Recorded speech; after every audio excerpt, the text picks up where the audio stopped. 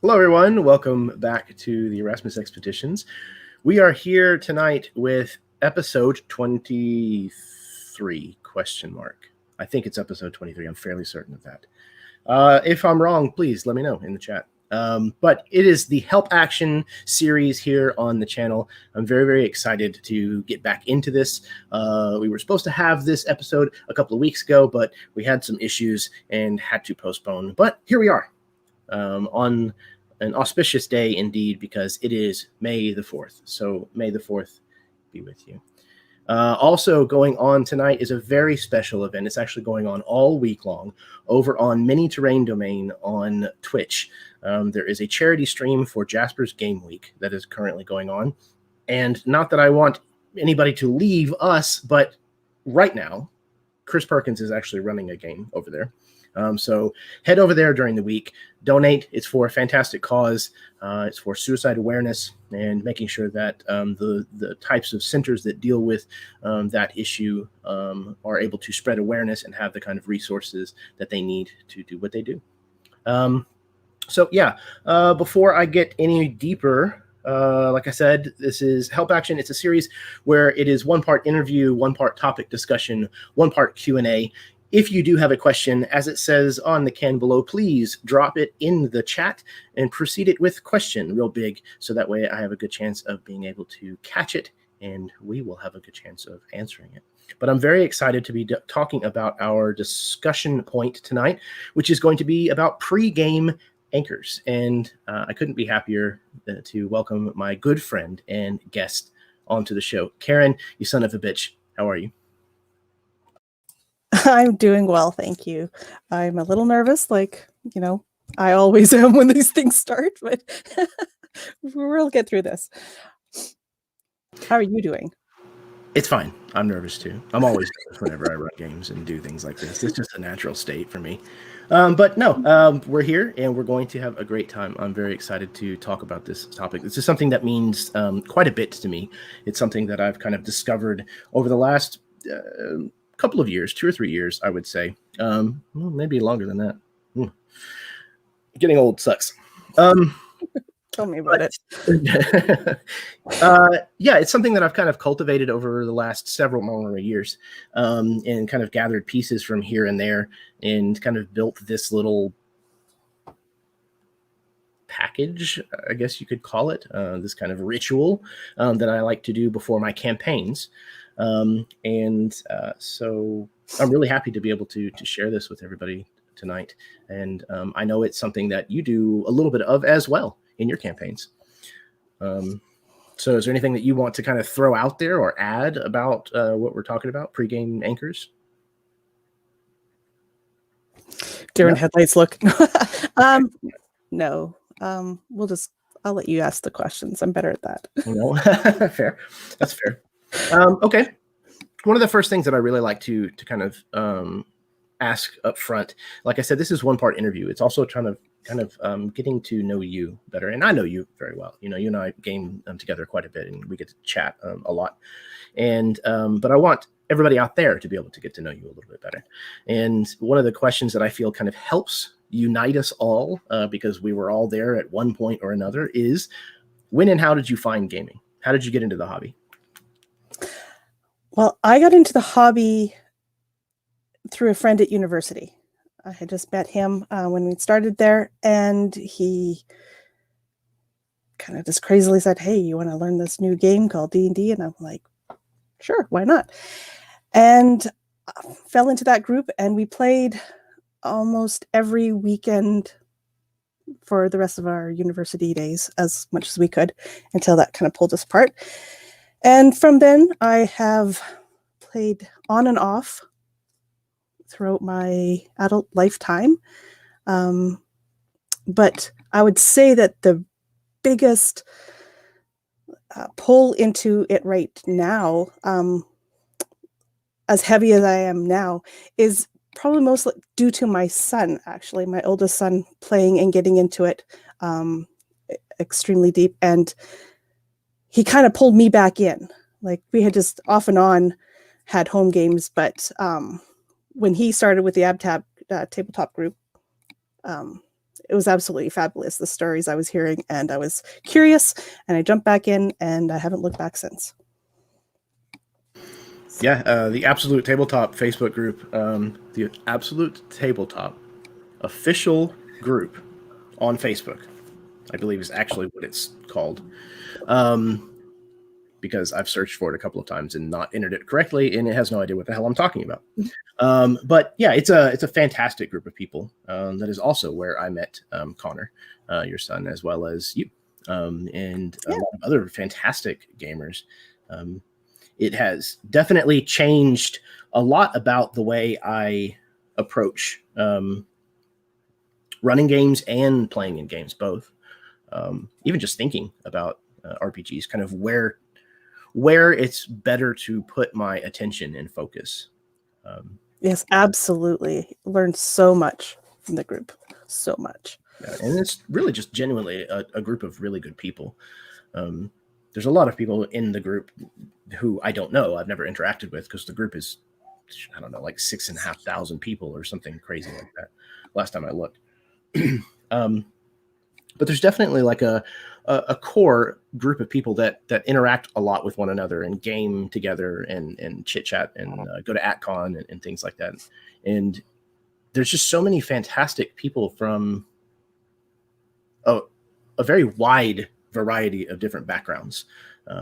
People of several different generations, people from different sides of the political fence, and they've managed to kind of cultivate a very, very positive atmosphere for discussing creativity and gaming, and there's a very healthy sense of community in that group, and it's been very very endearing, in my opinion. Yeah, there's a lot of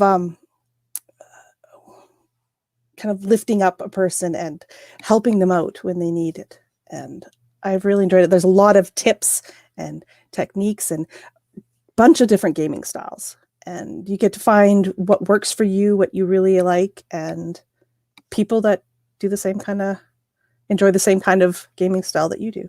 So I really, really like that part.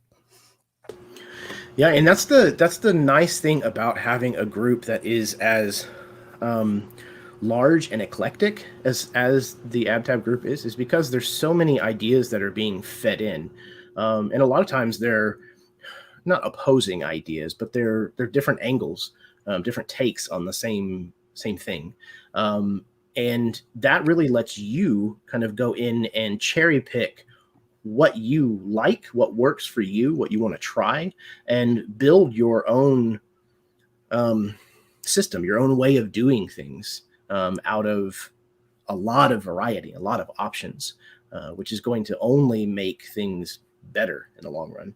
Exactly. Yeah. I mean, everybody's table is unique. And so it helps to be able to take a bunch of different ideas and find the ones that help and fit your unique table. Very true. There are some people who really enjoy miniatures and terrain and very tactical combat, gridded, measured out. I do that with my home group, and I love that style of play.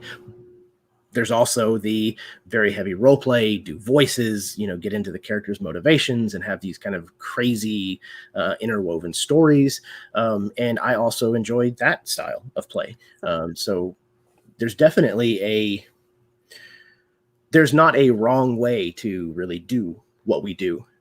And finding the way that is right for you and the people that you're gaming with is always kind of the secret sauce. And I think it's a really good group that helps people develop their secret sauce. If you guys end up putting that on a t-shirt, just cut me a check. Develop your secret sauce. Develop your secret sauce. How I don't answer the phone call. One of the things that I kind of wanted to kind of help guide us into this particular topic that we're talking about is, like, I know what pregame anchors means to me whenever I say it, but I'm kind of curious to know what exactly it means for you. So what are the tools and techniques that you use to tether your PCs and your players by proxy to the setting and the story that you're planning on telling? Well, honestly, I've stolen a lot of them from you. So there is that. But the biggest thing for me is backstories. And I realized when thinking about this topic that I have been kind of doing this for years as I've been DMing without knowing that that's what I'm doing. I love getting a player's backstory or a little hint of something, because then I can grab onto it and make it part of the story. So for me, some of these techniques that I like to do now, as I've helped to develop my style, is I really rely on that kind of that dread questionnaire and asking pointed questions about their character in such a way that it's going to help tie into the story and the scene that we're trying to set. And another one is, even before that, is the session zero. I have a session zero. I find out from my players what it is that they want, what they're expecting, what they'd like, kind of their wish list. Get some of their character ideas, let them develop their characters kind of together in that session zero, not like fully, but kind of like the ideas. They brainstorm kind of, they all come to that session zero with kind of an idea, and then they brainstorm in that to help flesh them out a little bit. And then they go separately to do this questionnaire that I then send to them. But I like to have, I think those two things are really the pillars of my pregame anchors.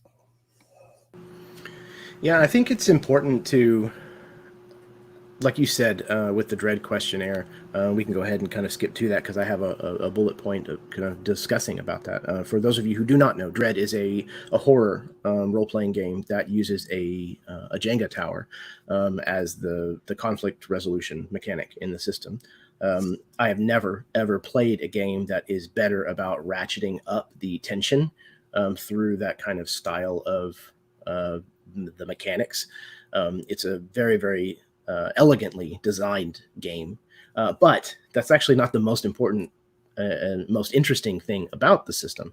The book itself actually has, on every single page throughout the book, at the very, very bottom of the page, this running ticker tape of very pointed questions, questions that are very specific, oddly specific, I would say. Like, why are you fleeing the country? Things like that. What memory ties ice cream and your best friend in your memory? Those kinds of very almost peculiar kind of questions, but they really get your mind churning. And the interesting thing about them is when you answer them in the mind frame of your character, it kind of, it's informative.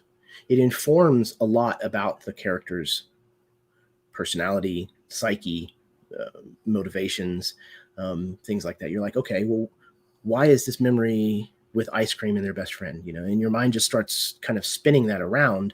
And eventually what ends up coming out is some kind of personality trait or a memory that they might have that you now have kind of in that utility belt for whenever you're playing the character later on, that you can kind of pull out in a similar situation and say, I know exactly the way they would respond to this because of how I answered that question previously.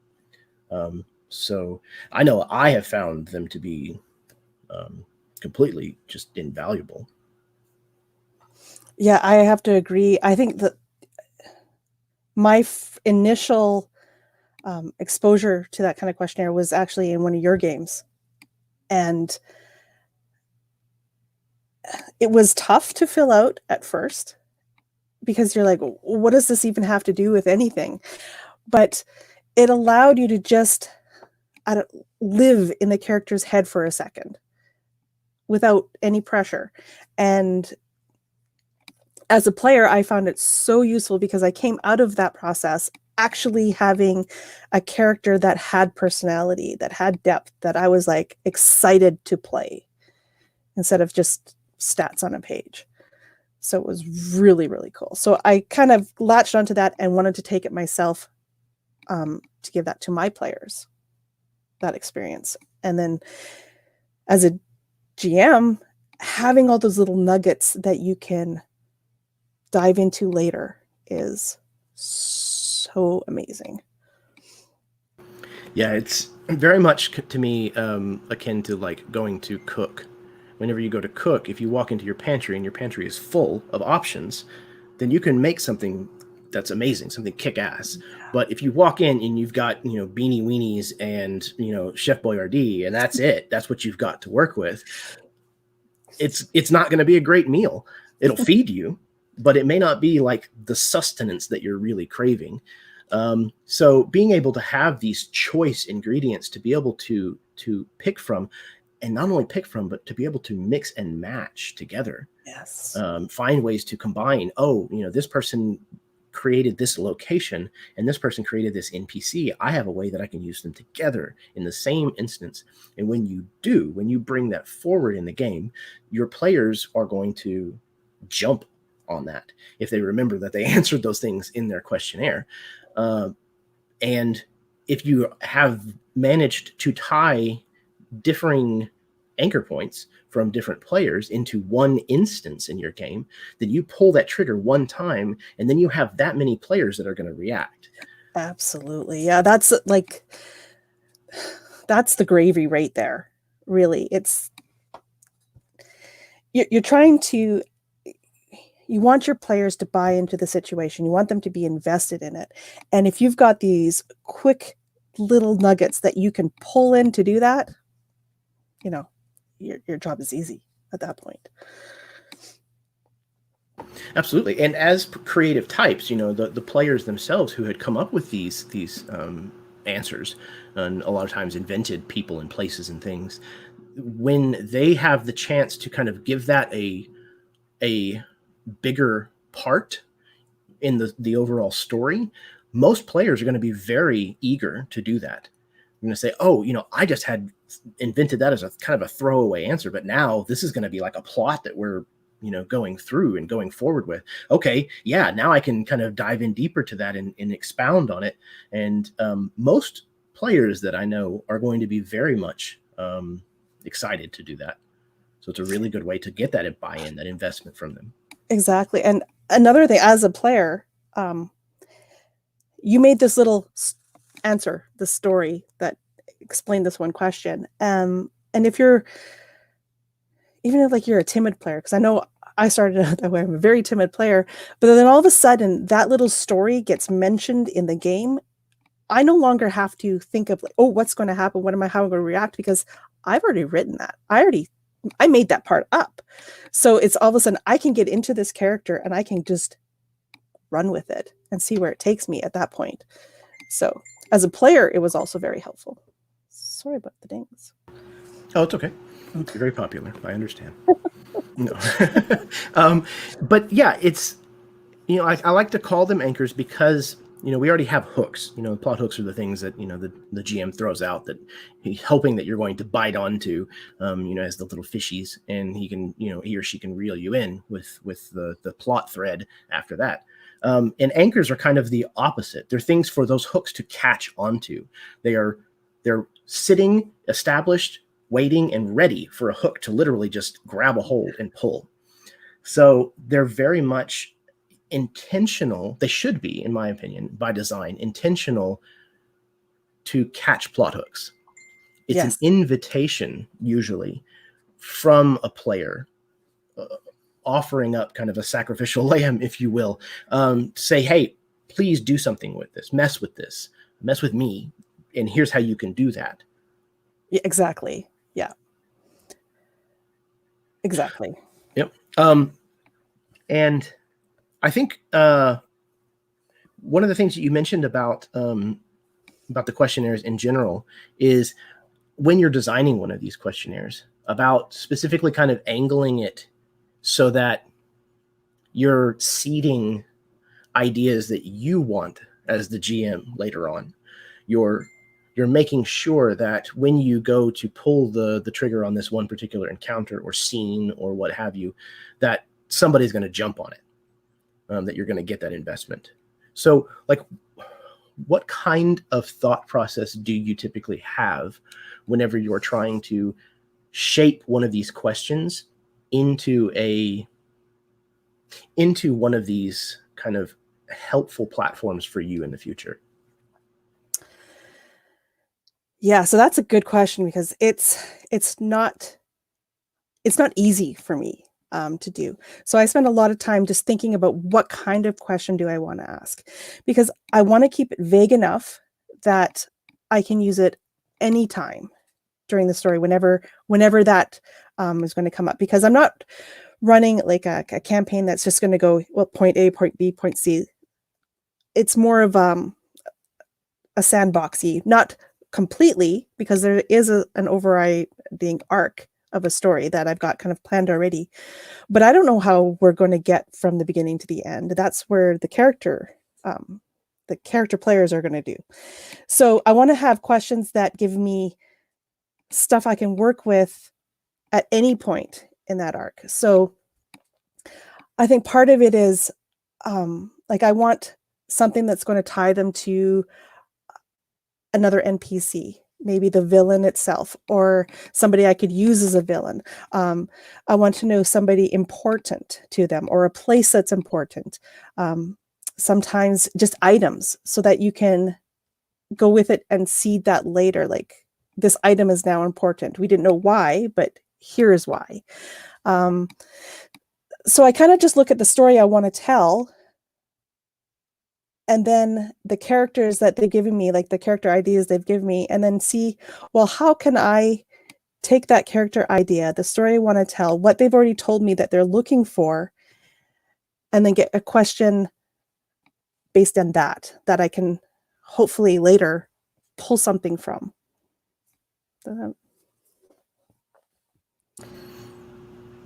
Yeah, and one of the things that I will do with mine as well is I will put a couple of throwaway questions in there. Things like, what will you be drinking? Like, what's your favorite meal? Things that are, again, I call them throwaway answers, but they're informative as well. Those situations certainly could come up in a game, but it's not something that you're likely to build an encounter or a scene around. But they are still instructive, even if they're not instructive for you as a game master. They're usually instructive for your player.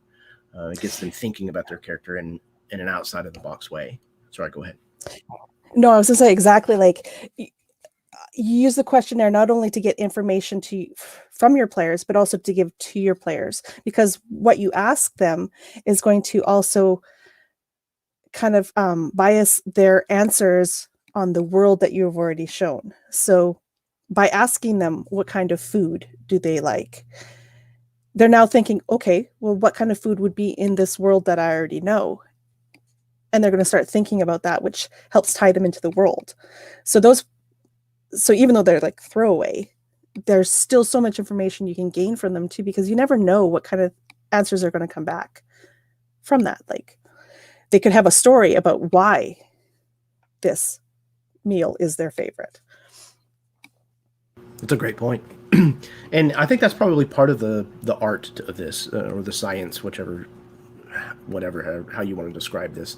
I think that's part of it, is kind of being able to learn to extract the information that you are looking for, that you need from the answers, from the material that the players are giving to you. Being able to take what you feel is useful from that and be able to store it in your notes, or what have you, until you're ready to use it. Yeah, and I mean, also, like, sometimes you can give a pointed question, like, why did you kill that person?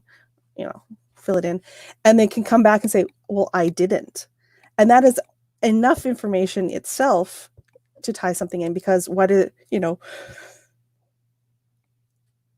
are they thought to have killed that person and they really didn't? Like, you can just mess with it just from their answers.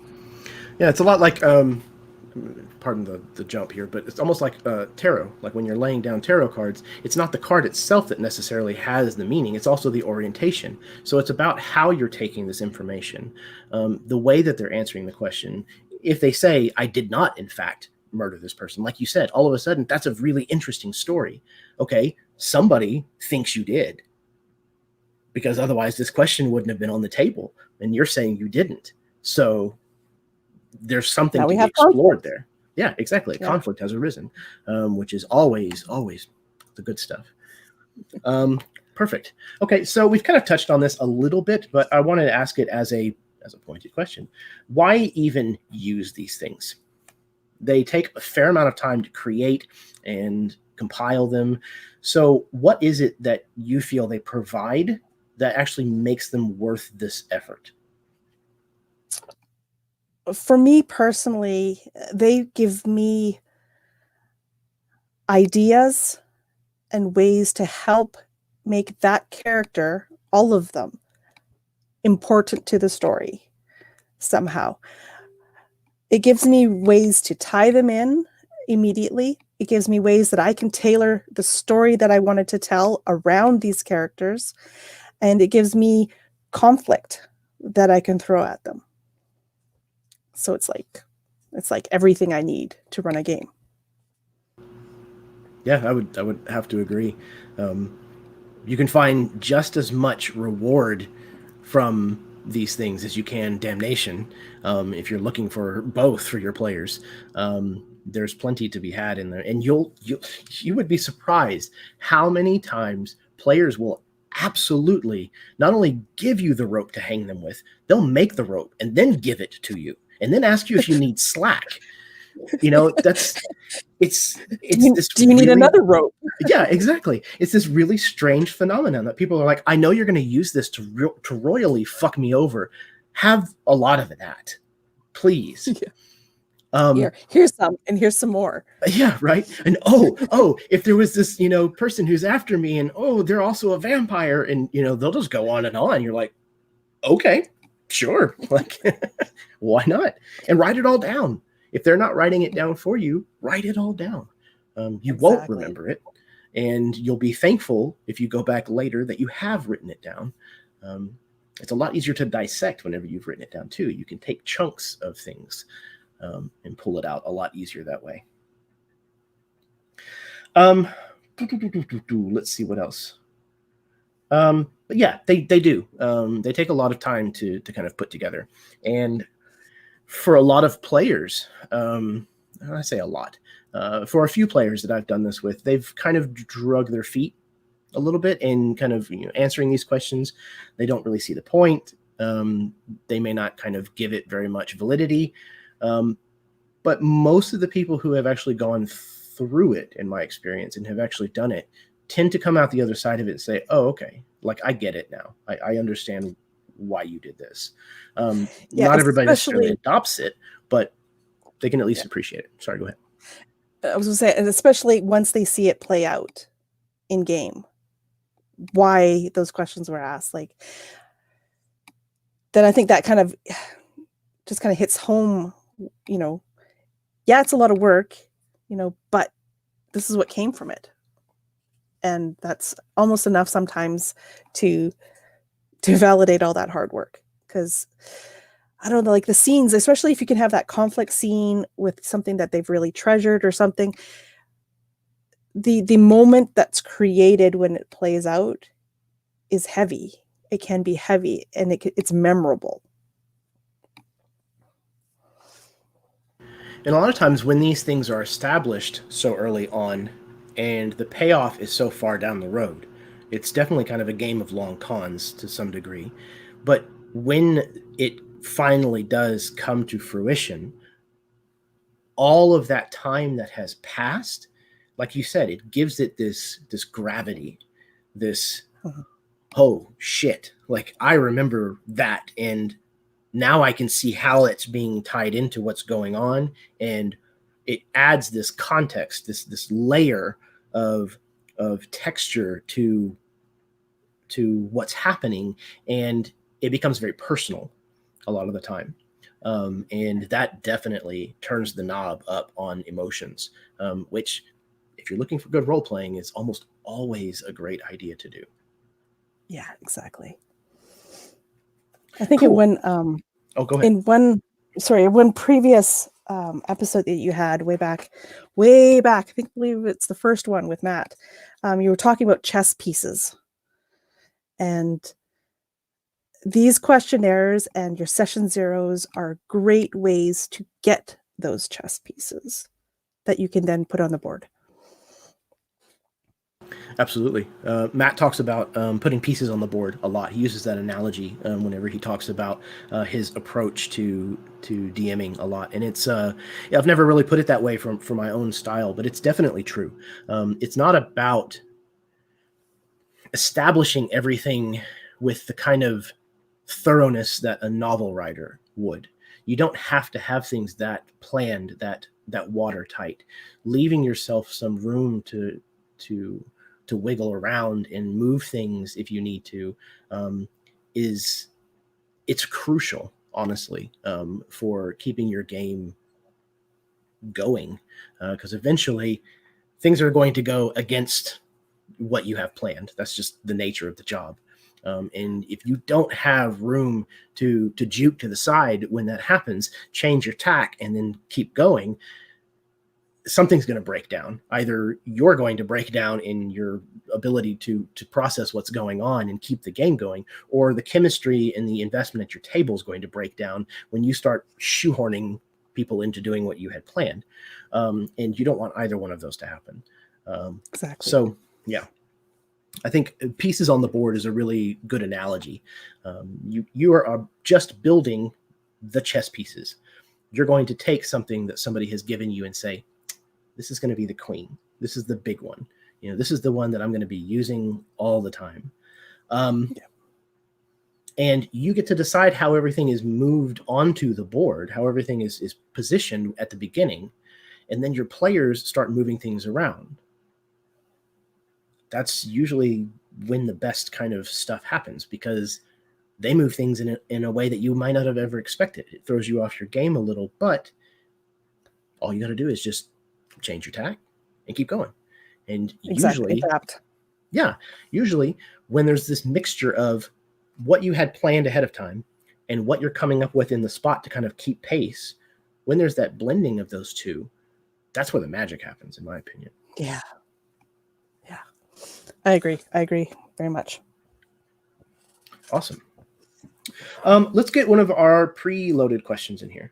This one, it comes from Keel Adam, and he says, do you often involve fundamental world building in your pre-game group process, whether using a guided system like something like Perilous Winds, or are you a little more freeform? So I am a very lazy GM. So absolutely, I let the players world build. I'll throw it to them constantly, even in game, is like, fill this place up because I'm not doing all the work myself. The more that they can do it ahead of time, the happier I am, actually.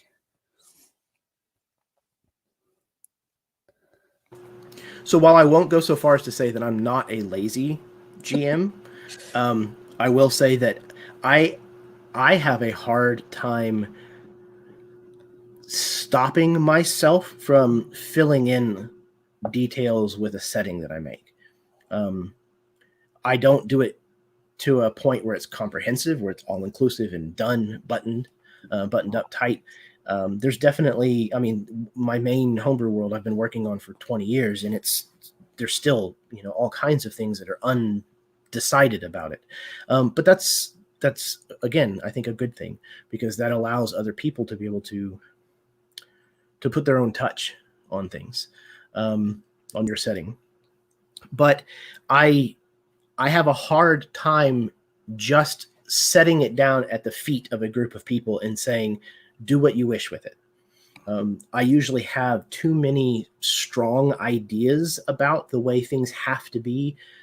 And it's mostly because, I've created this idea, and there's all these other branches that kind of come off of this idea. And if that idea gets changed way back here at the foundation, then it's going to mess with all of that other stuff that I've got planned.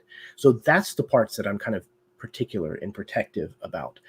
But those are the kinds of things that I try to give to my players and then say, if we're not changing any of this, then please add to it.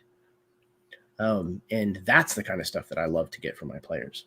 Yeah, that's fair. I'm still really new in the world building. So my worlds are, I've got like, I guess, the broad paintbrush strokes through them. And there's certain ideas that I know that, okay, this is kind of the pillars. This is what I want for the world.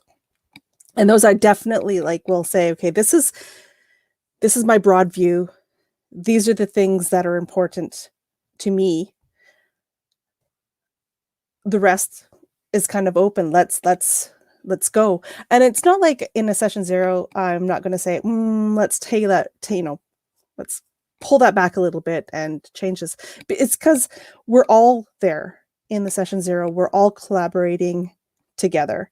And it's like, you have an idea. Well, what if we change your idea to match this idea? And now we have a different idea.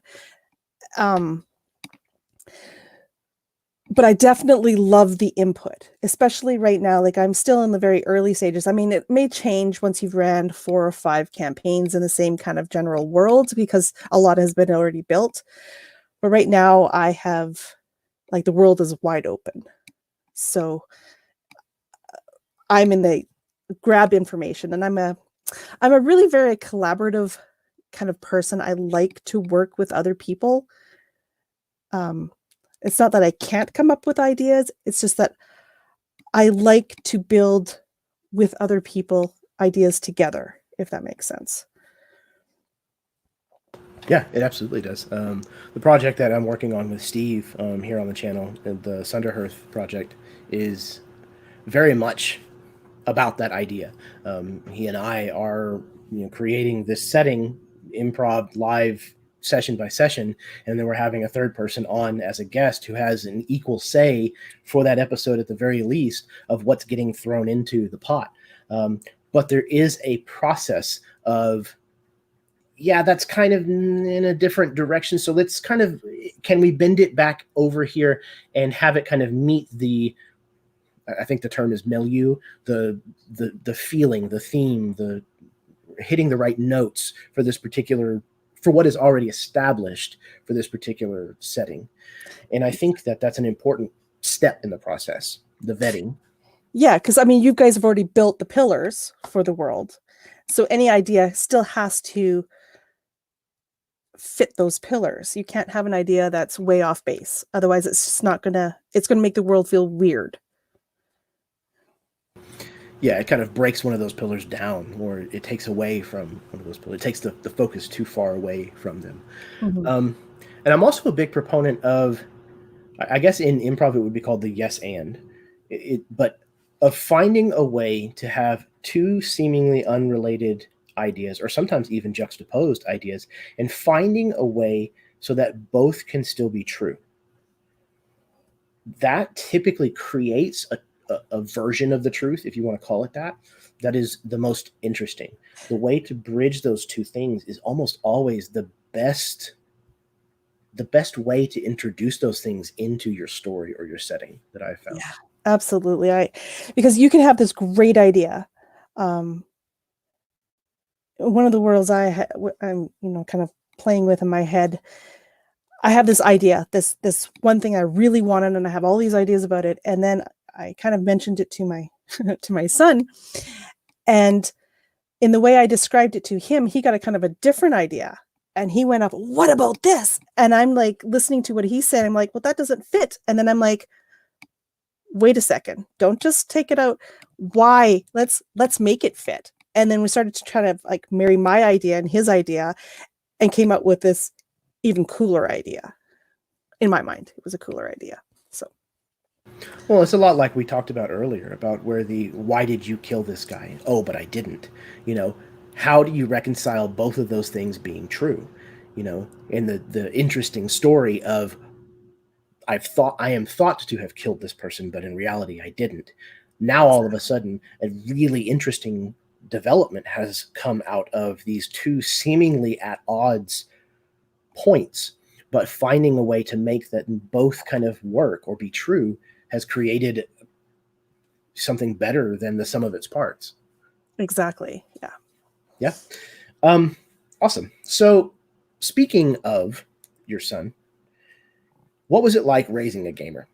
How much did you encourage RPGs and things whenever he was growing up? And what do you take credit for introducing Connor to?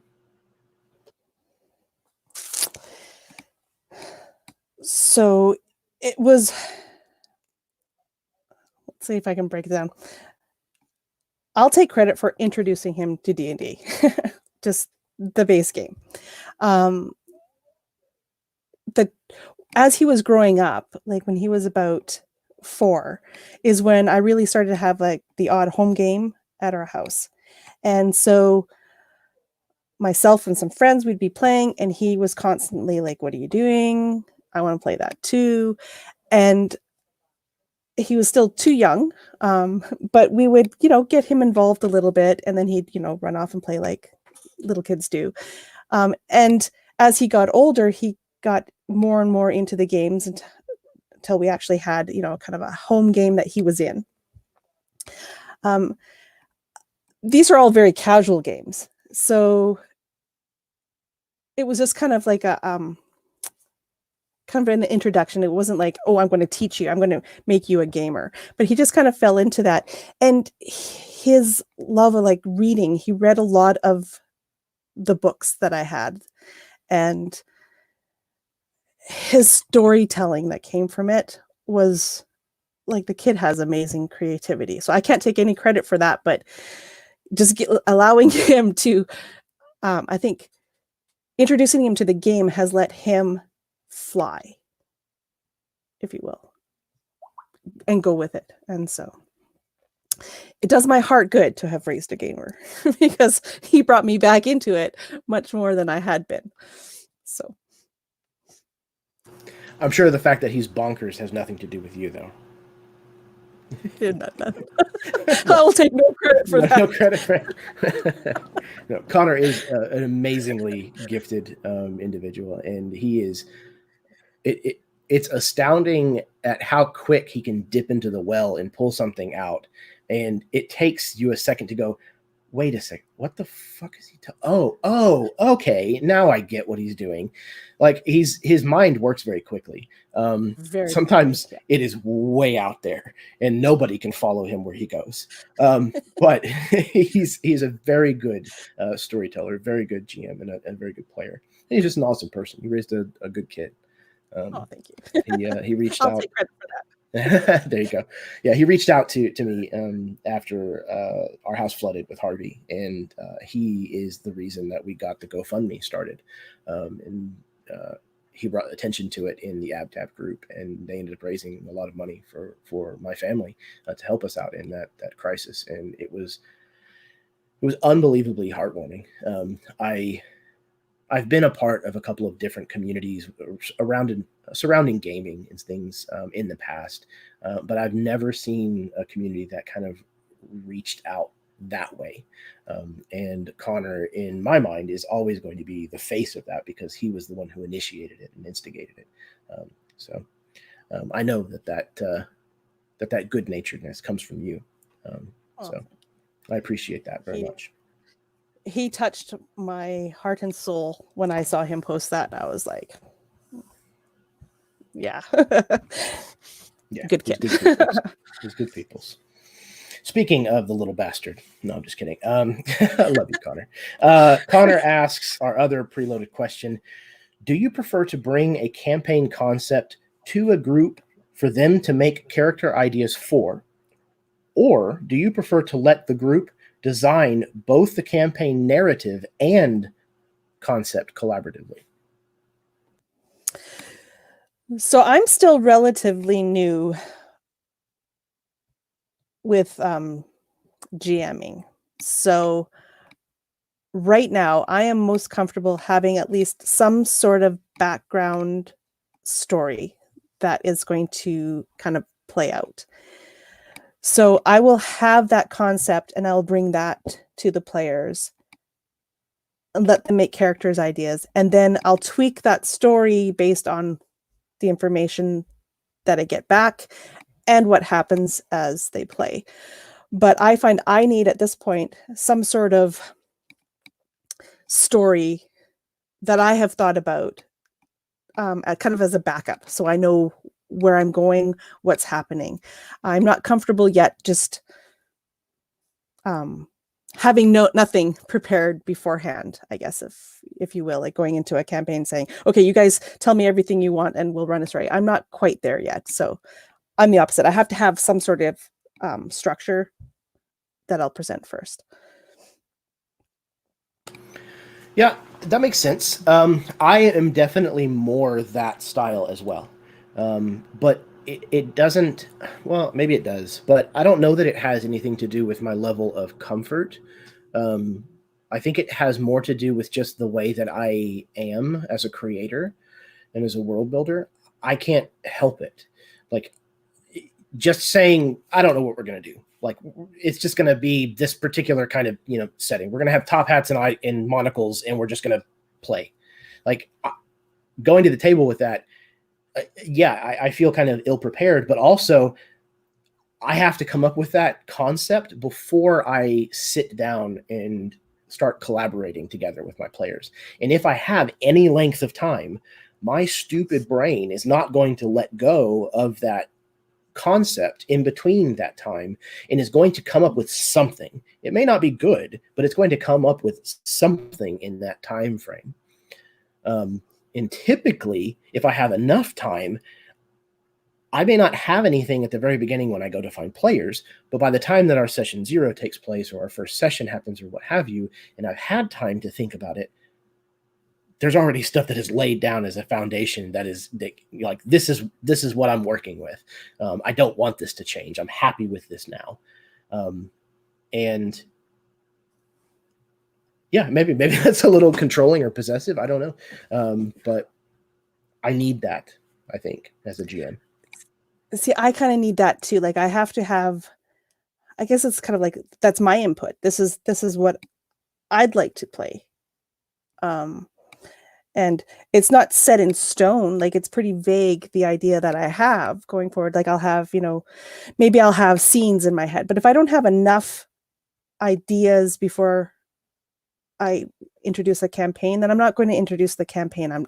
I'm not ready, for me. Like, I have to have enough in my, the wheelhouse, to know that I can pull this off regardless of what happens in the story, like what the players end up doing. I have enough little nuggets that I can pull forward and make a game out of.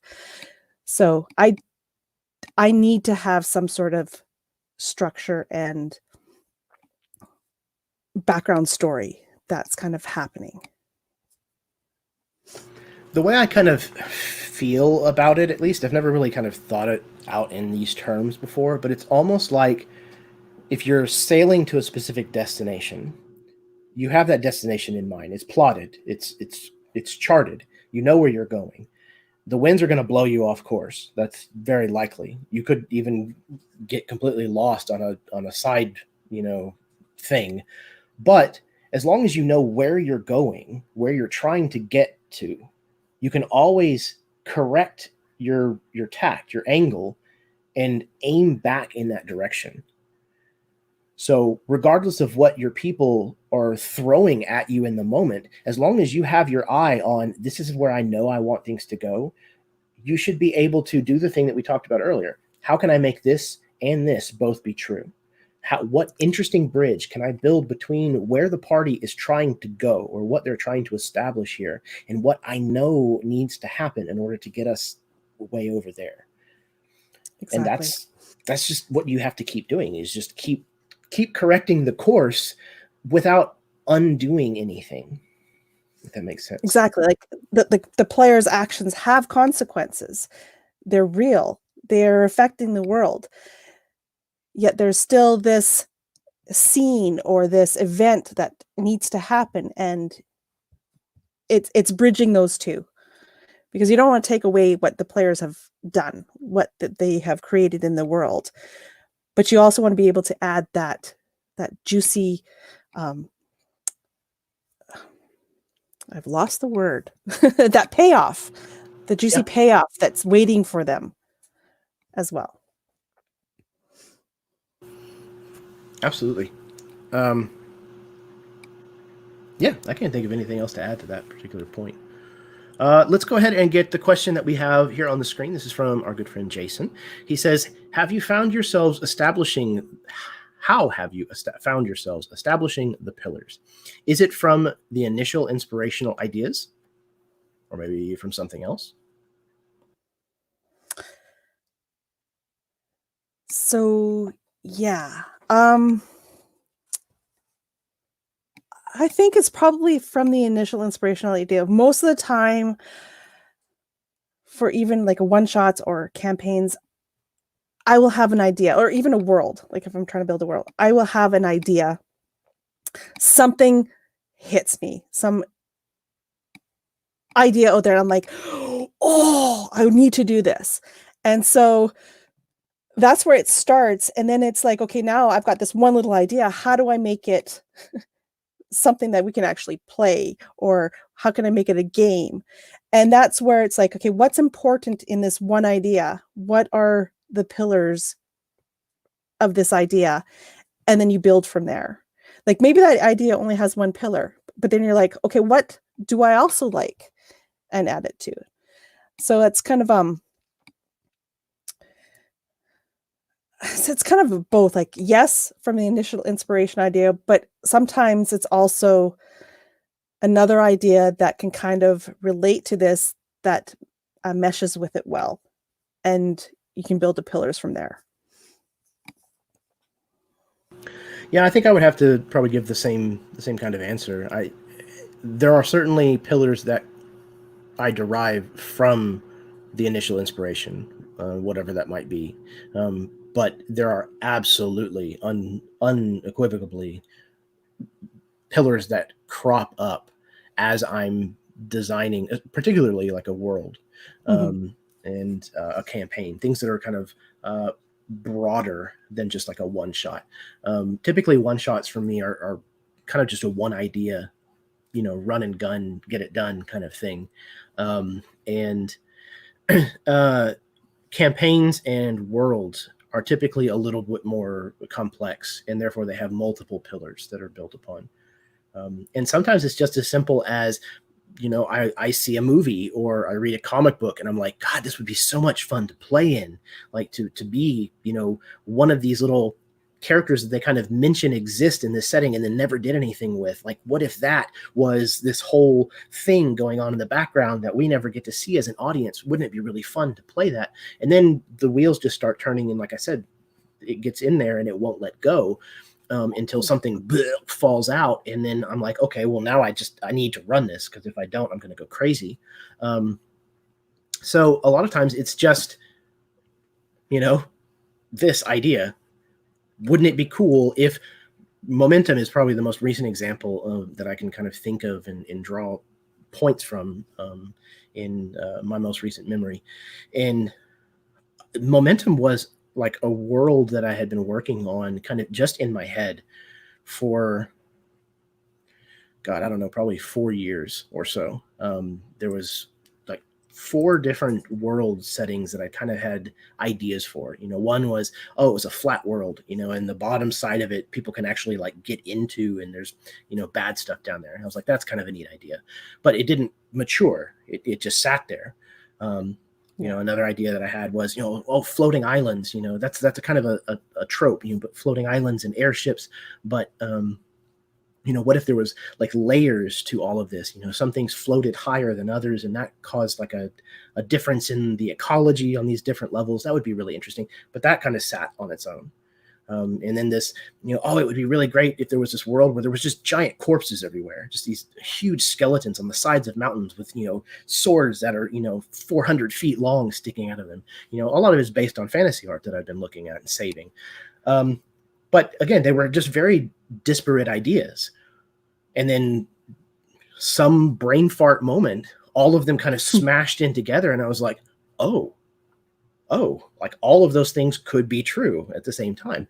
And I was like, oh, okay, now I have something. Now I have a world that's starting to develop. And it was those individual pillars that had been established separate from one another, kind of being brought together in a way that I hadn't thought of previously. So that kind of stuff does happen occasionally. So that is the, pillars from the initial inspiration ideas. But since working on Momentum, there's probably been 2 or 3 other pillars that have developed because of the additional time and energy and effort that's been put into thinking about it. Yeah, exactly. And I know you were talking about getting an idea from like a movie or whatever. That's another big, huge ones for me. I'll be like, watch something and I would like you said, this would be so cool to play. Or it'll spawn an idea like this will be so cool to play. And when you have something like that, you can then look at that movie or that idea and say, well, why does it work? And figure out the pillars from there. Let's say you wanted to play like a pulp noir game. Then you, just by saying that, there's already pillars that is saying, well, you have to have this in your game if that's the feel you want. Yeah, it's very true. It's kind of about it's not only about establishing your own pillars. Sometimes it's about making sure that you're getting the right pillars borrowed from whatever source that you might be using for inspiration. Like you said, if you're going to run a noir game and it's supposed to be investigative and detective-y, well, then somebody's got to die, more than likely. And there's got to be, this mystery that's shrouding this death. And the players somehow find themselves in the middle of what's going on and they have to solve it. So right there, you already have, 2 or 3 pillars that are established of what you really need, like you said, the notes that you've got to hit so that this is going to feel right. Yeah. And that actually brings me pretty neatly to another thing that I like to typically talk about. And I actually didn't include it in my notes for this. And I guess I don't know if it's pregame anchor or not, but is the cope list, the concept that I have where it's developing COPE stands for commonalities of player expectations. So it's literally what you mentioned earlier, going to your players and asking them what they want to see out of your game. But also what we're talking about now, what does it need in order to feel like this particular type of story that we're telling? And you ask your players, what do you guys need to see in order for it to feel like an Egyptian fantasy campaign? What notes do you need to see hit in order for it to feel right to you? And what do you want to do? What are the kinds of things you want to get up to and see happen through the course of this story? And then you just take all of those answers from your players and you put them into a big list. And every time something that is related, a commonality occurs, you move it up the list. And then what you end up with is this distilled, separated list of what everybody in your game wants to see. And at the very, very top is what everybody wants to see the most. And then you can have a great idea of kind of what proportions of these notes that you might want to be hitting whenever you're telling your story. Yeah, exactly. I don't use quite the like as structured a list, but I definitely hit on that at session 0. That's a question I'll ask everybody all the time on a session 0. It's really important. And I find like even with the group having everybody there present, sure it can kind of maybe bias the answers, but you get a really good feel when somebody is not really liking that particular aspect or something. Like if 2 players really do, but this one really doesn't, then you get that feel when you're all kind of discussing it together, and you kind of find that common ground amongst everybody already by just discussing what they do and do not want to see in a game and what's important to them. So I definitely like doing that in session 0 for sure. That's a really good point. That's something I hadn't ever really thought of is, things that people might be vehemently against, even though it might be something that is first foremost in someone's mind when they think of a particular type of game or setting. That's a really good point. Okay, let's kind of keeping with the idea of the pillars and things. We have another question from Brent. He says, once you have set the pillars, how far are you willing to move them? Where is the point when you just have to say no? Oh, that's a good question.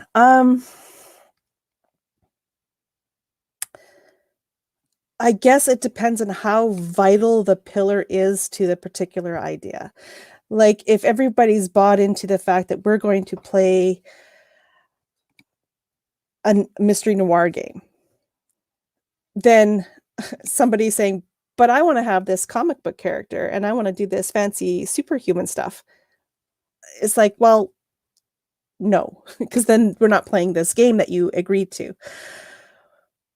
But before I'd actually say no, it still looking at the how can I make these two be true at the same time? Because they sound completely different. How can we make it work? And that question is asked first. And if there's no good idea, then it would be a no. But I don't know, like I'm pretty adaptable, I think. If the pillar is core to the world and changing it is going to fundamentally break something that is relying on that, then you kind of have to, as a world builder, say, no, that's not going to work. But let's look at your idea and see how we can make it fit. Like, how can we tweak it? There comes in the no but. Yeah. We can't do that because of XYZ. It's going to change too much about what we've kind of already established. But what is it about this particular idea that you're really wanting? Like, why is it that you want to do this? Let's get to the heart of that and see if we can't take that and transplant it into this world and still make it work. You want to be a superpowered human. Okay, well, maybe we can kind of get you going with some kind of eldritch magic or something. That kind of thing could be happening. And maybe that explains why you're able to do things that seem beyond the normal capabilities of a human. You work with somebody if you can.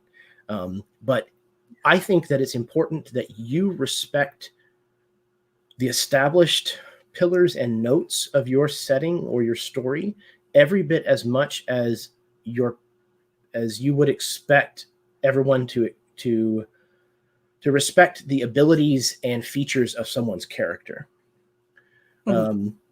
Just like you wouldn't want to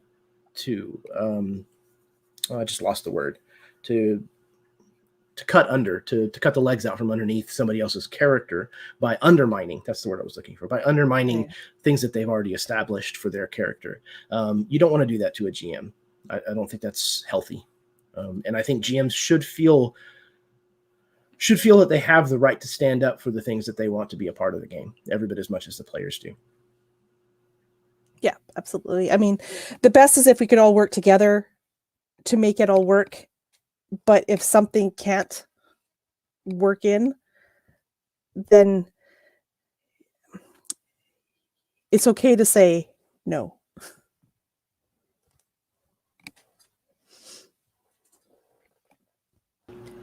Yes, I would have to agree. No is important to have in your vocabulary as a DM.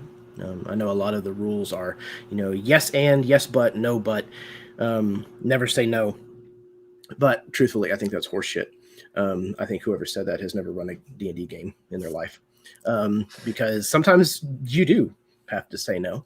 If you're lucky enough that you've never come across players who have pushed the boundaries so far that you had to say, hold on a second, wait, then wonderful for you.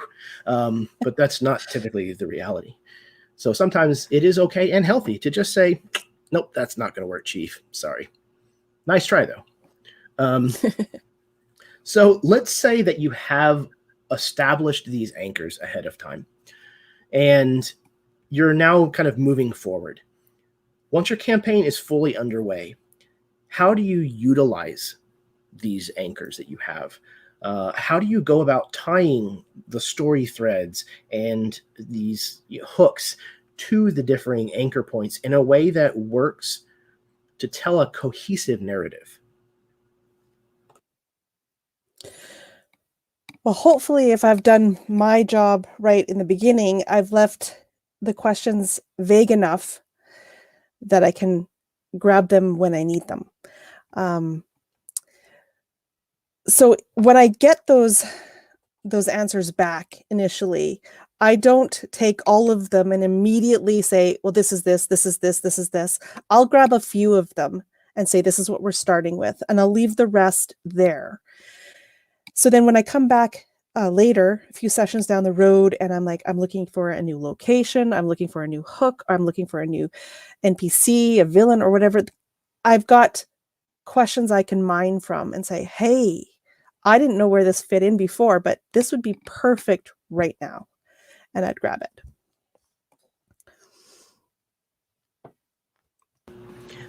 Yeah, I adamantly agree with you. Again, it's stocking your pantry. It's making sure that you have the ability to choose on the fly later on down the road.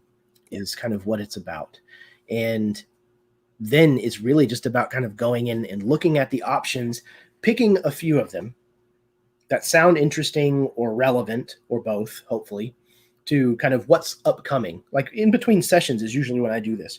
When I start getting serious about my prep work for the next session, I go back through these documents that I have.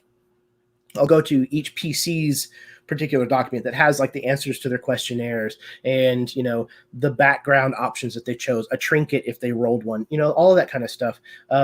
And I go through it and I go, okay, is there anything that feels relevant for what I know I kind of want to happen in the next session? I know that they're going to this crazy pirate port where everything's lawless and kooky and crazy. So I'm going to go through each of their things and see if I can't pull out things that might happen in a place like that, or could be interesting if they occur at the same time.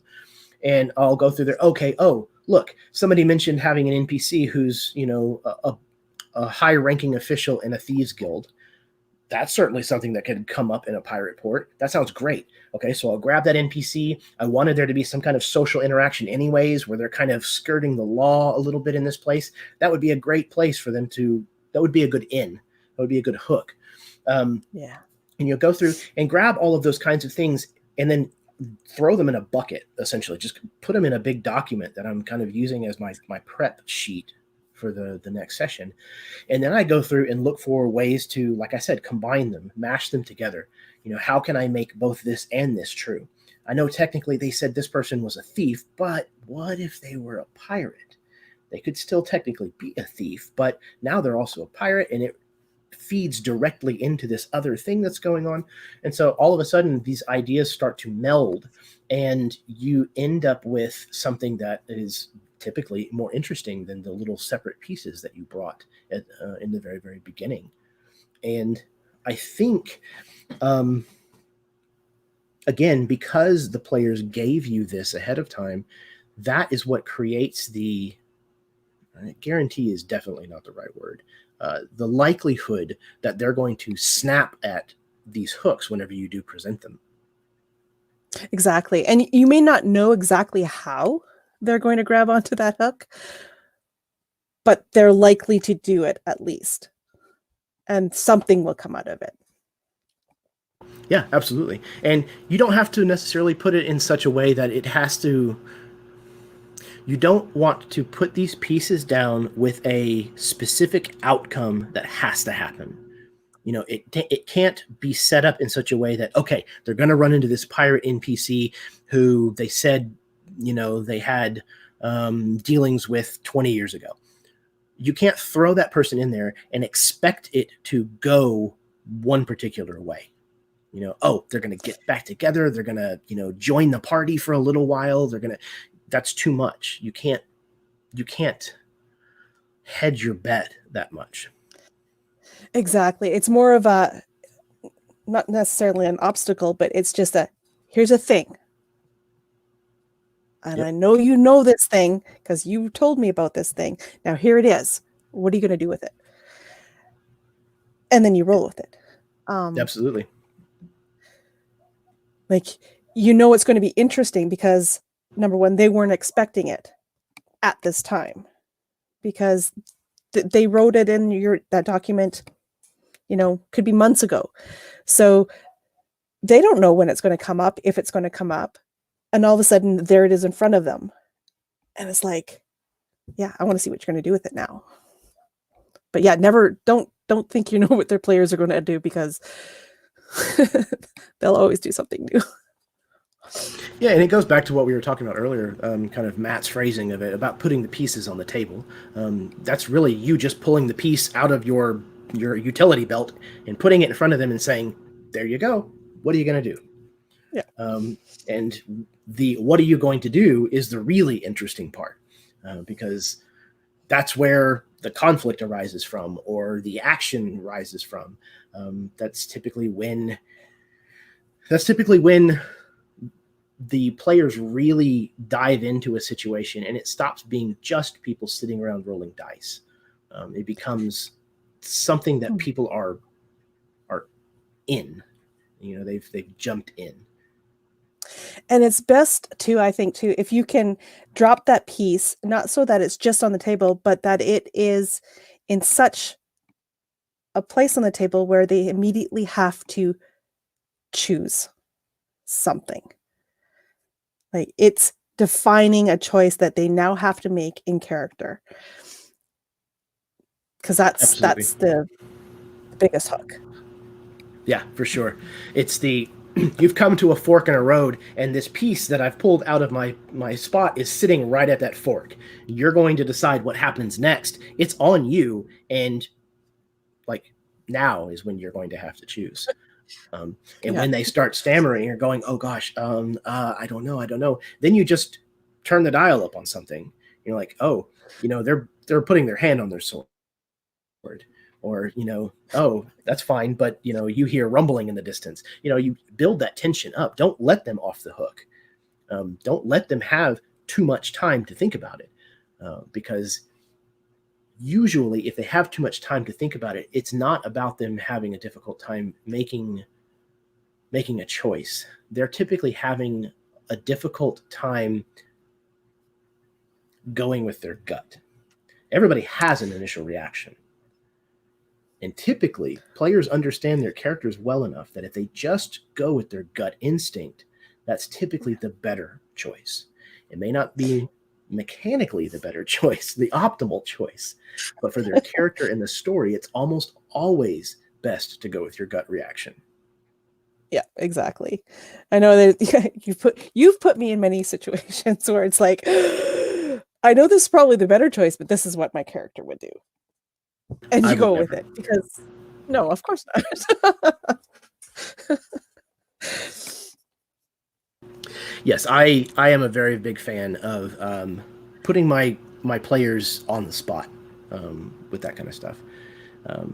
Again, I think it leads to better role playing whenever there's a tough decision that has to be made, when there's not an easy answer, when it seems like either choice could possibly lead to ruin. Then it's not oh well, duh, we're gonna save the damsel in distress. That's obvious. It's yeah, you might say her, but she's really not that good of a person. So then it becomes this moral quandary, and that's typically good role play from my experience. Yeah, it ratchets up the tension in the party. You can have really there's just so much that can come from it that'll push the story forward. Absolutely. And again, when the barbarian reacts rashly to something and smashes the chair over the guy's head because he's grown tired of the the diplomatic approach, now all of a sudden, like you said, somebody else in the group is going to say, "Dude, like like why did you do that?" And now the characters it's not about creating animosity, but it's about creating conflict. Conflict isn't always about monsters or NPCs that are trying to stand in the way of your party. Sometimes conflict is literally just a different way of approaching a problem within the same group and having to work through that. That's usually really good role playing. Yeah, exactly. Because it forces people to interact. Sorry, go ahead. Exactly. And you need to work through that conflict, because you are in a party together. You are trying to accomplish probably some goal together. Yet you've got this the seed inside the group that's pulling characters one way or the other, but they've got to figure out how to manage it without tearing the group apart in game. Yeah, right. And not only do you have different mindsets approaching the same problem. So you have the thief and the paladin, that are gonna be at odds about how to solve this best. But you also, if you've used your anchors, you've got different characters likely that are tied to this outcome, and their motivations may be very different from one another. One person may really need this NPC to die because they have, this huge revenge plot that's going to tie up very nicely in this moment. But somebody else might be their brother. And, it's the circumstances that they ended up with. That's why that they're this way. And, all of a sudden, there's going to be a great scene of role-playing where these two characters want very different outcomes, and they're going to be pushing for their different motivations against one another. Yeah, exactly. Yep. That's it's good stuff. That's the good stuff. Yep. Absolutely. I love it. I'll drink it up with a straw. That's the moment as a DM where you just sit back with the popcorn and you just steeple your fingers and just wait and just see what happens. Let's see how far they're going to push one another.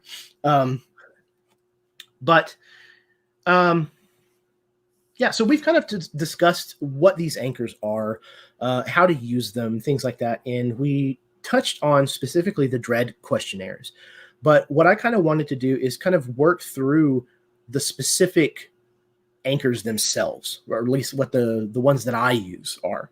Kind of name them, talk about the ways that you might be able to use them, etc. And one of the ones that we've kind of touched on a little bit, we touched on most of these, honestly. But one of the ones that's big for me is establishing connections between PCs and other PCs and PCs and NPCs in the game. So in your opinion, in your court, how do you approach this kind of a connection and establishing it ahead of time? I usually put it in the questionnaire itself. I don't want to throw too much at my players initially when they're making a character. So I include it as one of the questions, somehow worded, that it'll give me an NPC for later, and I'll have another question that'll tie to another PC, whether it's in secret or not. I leave that up to the players themselves to decide if they collaborate on that question, or if one has a secret about that other character that the other character doesn't, that the other player doesn't know. So that's typically how I deal with it, but I definitely like to have ties. If the game is more social, it'll also depend on the game, because there's some games that are more social, I guess, right? Like where interconnections are even more important, in which case I will typically add maybe a couple more questions purely on that. I may even just say, give me an NPC, give me a tie to a PC, like not even like kind of hide it in the questionnaires. So for me, I tailor it, but I definitely have to have at least one connection somehow with the players, like one player to another, one character to another character. And I'll try to do my questionnaires such that they all tie to a different character. So they're not all tying to like one character, they're all tying to a different one. So each character will have one that they've initiated and one that somebody else is initiating, if that makes sense. Yeah, that makes very, very good sense. I'm a little more literal, I guess, with my approach to it for my campaigns. I typically, for a campaign, I ask for each of my player characters to establish a PC connection and at least 2 NPC connections. And they can decide the strength of those connections up to them. That's between the 2 players that are connecting. So, I know about your grandfather because I read about him in a book. That's a perfectly fine connection. Or we're brothers. That's a perfectly fine connection too. And like you said, it could even be secretive. Oh, they've been actually secretly hunting me for X number of years, and I have no idea. Those are all perfect connections for player characters. But what that does is that builds a reason for the players to end up, or the player characters to remain together. Usually, it gives them literally a connection to this amoebus collection, so that if one person is going to go off on this harebrained scheme, chances are there's at least somebody else in the party that's going to say, wait a second, you don't remember what happened the last time that you did that, because you've established a history there, positive or negative, and it's something for them to draw on whenever they're put into those situations. And having those kinds of established relationships tends to give players permission to invent and build on that in the moment, and decide how deep that connection kind of truly runs as you're playing. And for NPCs, like I said, I asked for 2 from each of my players. So for my online games, I run a 5-player campaign, so that gives me 10 NPCs in the box ready to go. Mm-hmm. They don't have to give me a ton of exposition and all that kind of stuff, but just a name, potentially a race or a class or both, and kind of how you know them, an idea about what that relationship is like, positive or negative, or distant or close. And what that is again, that's something else in my pantry, to go back to the analogy, that when I'm going to go shopping, I can pick that up and go, oh, that's right. That's right. They talked about that one person who betrayed them when they were a child. There's a reason they brought that up. Exactly. Typically, they want to explore that. Yeah. So take it off the shelf and figure out how you can mix it into your soup. That's exactly it. I mean, they've come up with this character themselves, however fleshed out it is. But it's their creation, and so you absolutely want to use it somehow in the game sometime. And especially if you can bring it back to the table after having put it in this soup, and you put it back in front of them and say, oh, remember that thing you did? Here you go. And then they get into it and they're like, this is way different than I thought it was going to be. You can put that little twist on what they've given you, and again, still have what they gave you be true, but in a completely unexpected way. Exactly. Yeah. The time passed, or whatever little nugget they gave you has seeded a different nugget that you're now showing them. Yeah, absolutely. See what has grown out of what you gave me. Absolutely. And again, it gives a sense of ownership in stock in the story, and how things are developing, and it gives them an immediate understanding of, when that NPC comes back, how they're going to react in that scene. Most players, if they gave you an NPC in their backstory or their questionnaire or what have you, when a scene comes up and that NPC walks through the door, they're going to know exactly how their character is going to respond. They know in their mind whether it's, again, negative or positive, or it's close or distant, and it gives them a springboard to jump off of. Exactly. And it's also like, not that they need it, but it's giving them permission to run with this scenario that I've just given you. Like, go, be creative. This was yours in the first place, kind of thing. Go, show me something. Show me what you can do. Absolutely. Okay, moving on to kind of the next anchor, if you will, is secrets. Now, this is something, NPC and PC connections is also something that I took from Will Wheaton's game that he ran called Titan's Grave. If you haven't checked that out, I do recommend it. It's a pretty awesome little live play. And this was something that they did, and they actually did this kind of cool aside where, when those things came up in the game, they would cut to the interview of when Will Wheaton, as the game master, was pulling that player aside before the game even started to talk to them about this thing. And they were establishing these NPCs, these secrets, these PC connections. And then you were able to really see immediately how it was relevant in the game because of the way they edited it together. Right. And that definitely made me think, well, like, wait a second, this is really amazing. Like, because you're able to establish all this stuff up front and then have it pay off later on. That's really cool. And the players have a hand in doing that, without having to put them on the spot for all of the information. So secrets was another one of the things that I definitely took whole cloth from them. But are secrets something that you use in your games and as a pregame anchor in particular? And if so, how do you use those? Yeah, so typically the games that I have run, secrets are a big thing. I want to have, either it's because the character's got maybe a shady past, there's something that they don't know. We play a pirates game, so there's swindles happening all over the place. So it's important to have those secrets that I can pull out and stir the pot a little bit. I've played like a random kind of a mystery. It was like a murder mystery kind of game. So again, because of the worlds that I play and the games I run, there's usually something going on behind the scenes that the characters don't know. There's unknowns, there's a mystery. And so secrets definitely play in very heavily in almost every game that I've ran so far.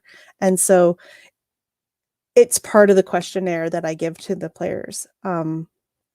Sometimes it's worded, it depends on how I want to word it and how important it is, but sometimes I'll just ask, you have a secret. What is it? It could be just that simple. Like, what is the secret that you're holding? Sometimes it is, what don't you want other people to know? Or what do you know about somebody that they don't know you know? Or do they know?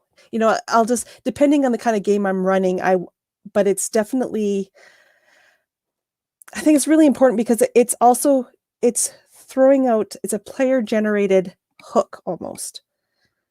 Like, they're giving you something that you can then work into the story that's interesting to them.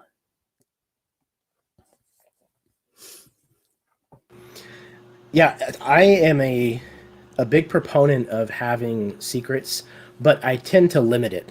I typically only ask for one secret from each player, and one of the caveats that I tell them is, your character does not have to be aware of this secret.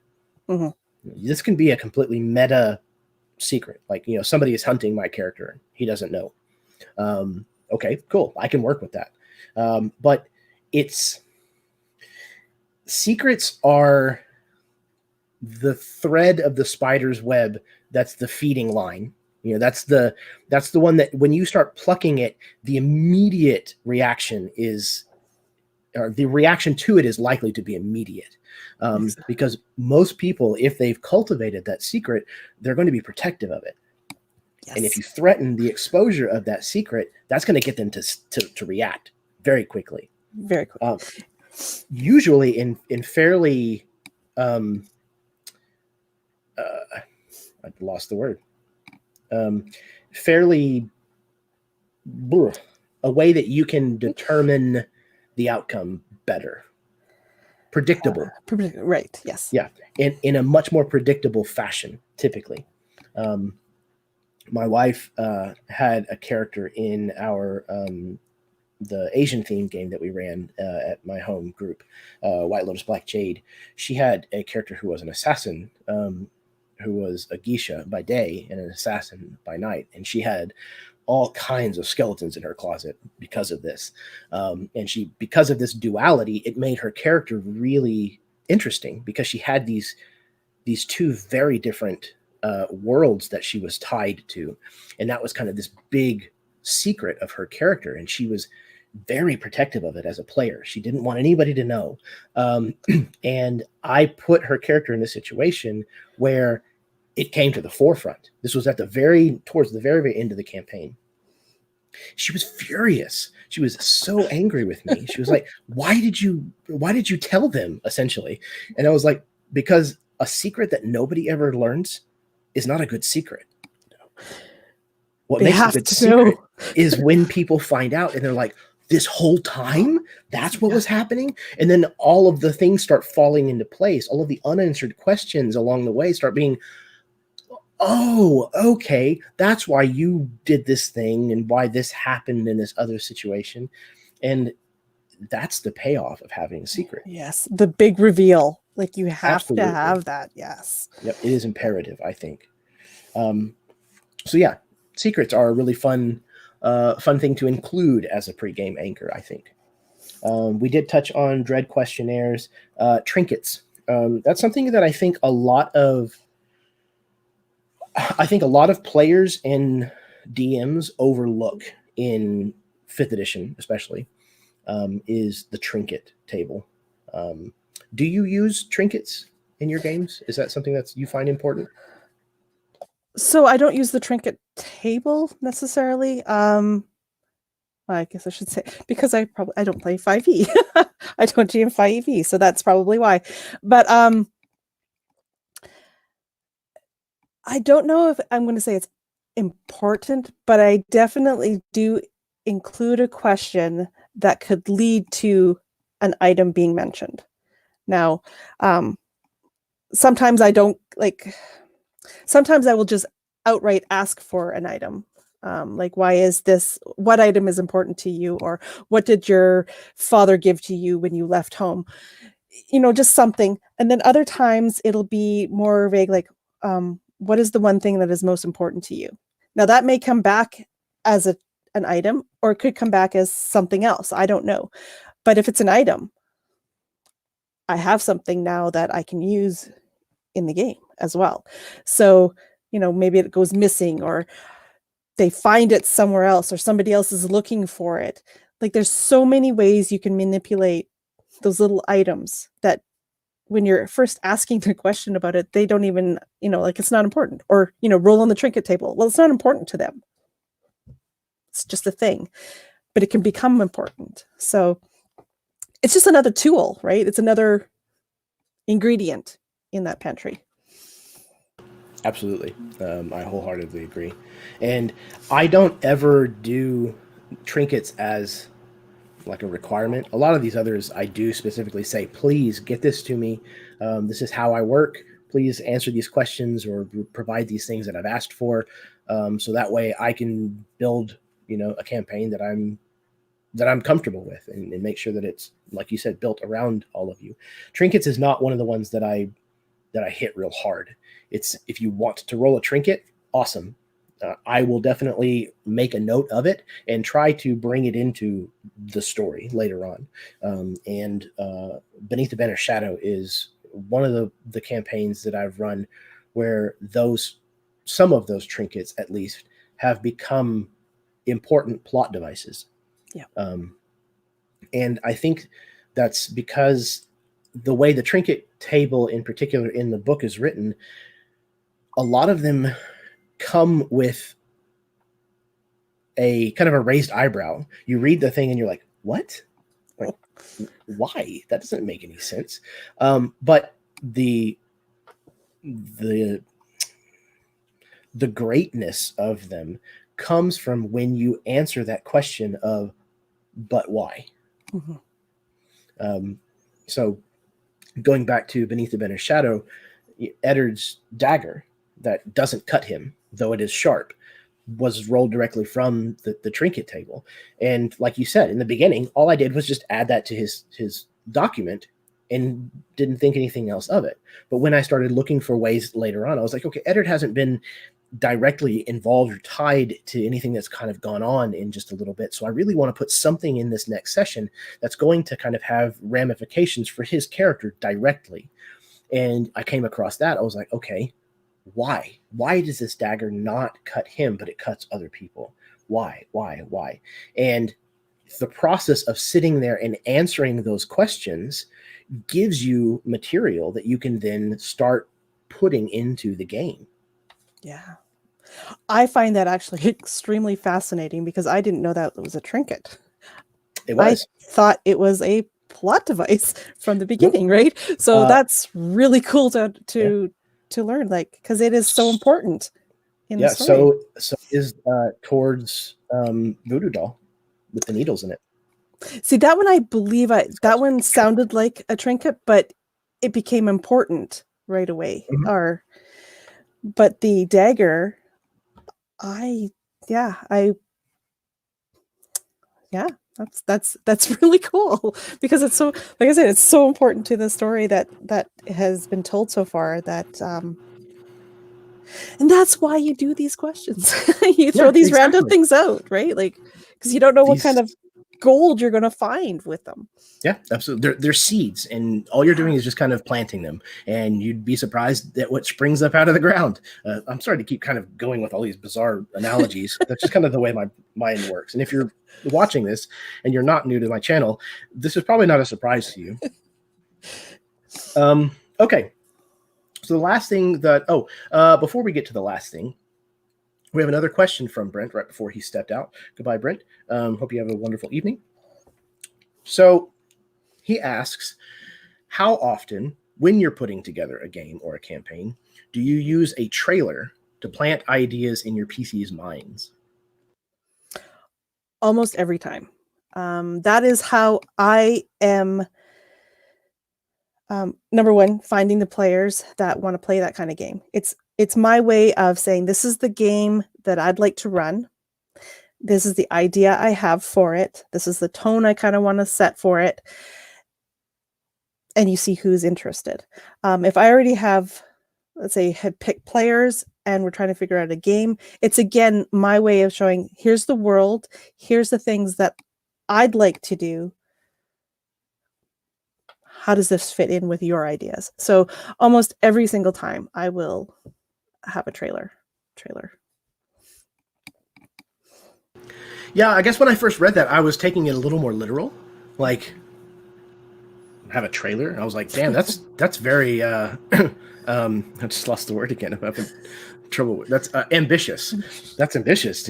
I don't know video editing very well, and no, but now I definitely understand more, I think, what he's talking about. And I don't know how much I put together a trailer as far as like a descriptive opening, like prose. Um, I do that kind of thing at the beginning of each of my sessions for a campaign, and usually for my one shots, kind of setting the tone and the pace, uh, any of the concepts that I might want to like lean on heavily in that particular episode. Um, I tend to do that kind of thing as a lead in. But for a campaign, like when I'm putting it together at the beginning, I don't know that I really do that all that much. Yeah, I don't know. Yeah.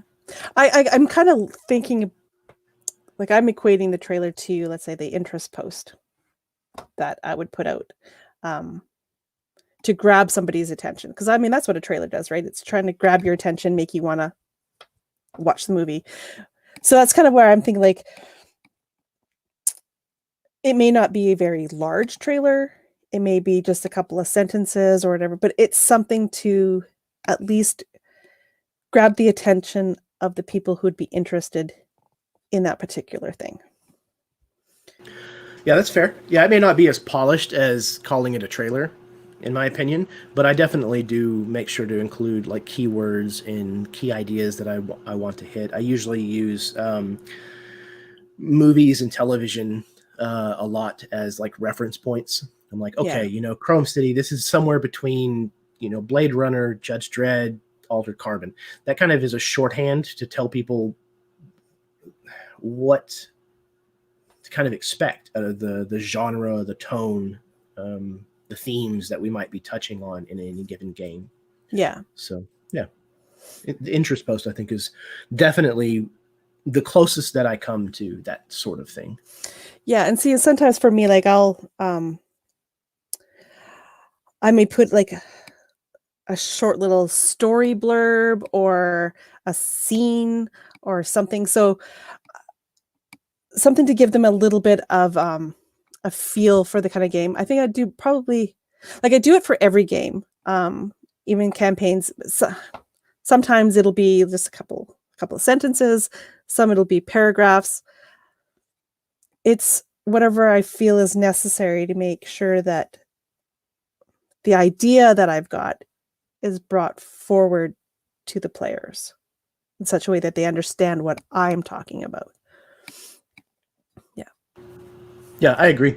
I think it's a good idea to have something like that at the forefront, so that way the people who would be interested know what they're getting into.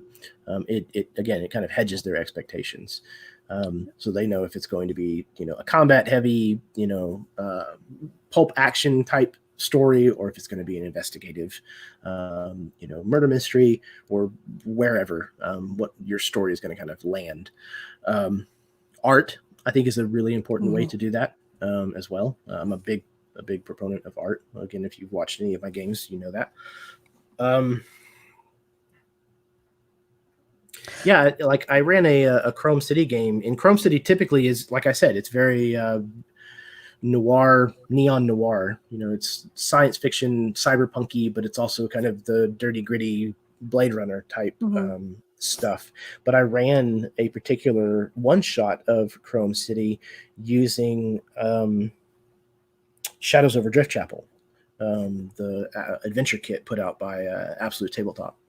And it's a very different lens to view Chrome City through than I typically use to run it. But it still worked really, really well because I think the players ahead of time understood what this adventure kit was, and it kind of let them decide whether or not that was something they were interested in exploring. Exactly. And I think the idea of having a trailer is probably more important if you don't know who your players will be. If you already know who your players are, then a trailer like that would be more to get everybody on the same page. But this is like coming from like a GM, like I've already said that I come to the table already with an idea. Like I don't come to the table without one. If you're the type of GM that's just going to say, okay, hey players, what do you want to play? Let's play a game. What do you want to play? And you can build everything with them. Then having a trailer is probably not something you're going to do because you're already involving the PCs, like the players, in what that game is going to be before you even start. So I think it's more what style you have as a GM, like whether you come with an idea or are developing it with your players, whether that trailer is important. Absolutely. And I think that probably applies to a lot of what we're talking about, the majority of what we're talking about this evening. There are some GMs out there where none of this is going to be helpful to you.